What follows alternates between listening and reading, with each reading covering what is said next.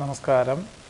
പൂരാടം നക്ഷത്രത്തിൽ ജനിച്ചവർക്ക് വിട്ടുവീഴ്ച മനോഭാവത്താൽ കുടുംബജീവിതത്തിൽ ആഹ്ലാദാന്തരീക്ഷം, സമാധാനം, സ്വസ്ഥത എന്നിവ ഉണ്ടായിത്തീരും.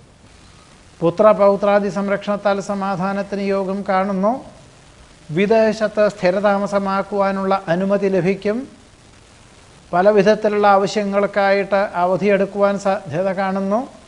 ഗവേഷകർക്കും ശാസ്ത്രജ്ഞർക്കും വിദ്യാർത്ഥികൾക്കും അനുകൂലമായ സാഹചര്യം വന്നു ചേരും. വിദഗ്ധ ചികിത്സകളാൽ രോഗവിമുക്തി വരുവാനിടയുണ്ട്. സഹജമായുള്ള കഴിവുകൾക്ക് അംഗീകാരം ലഭിക്കും.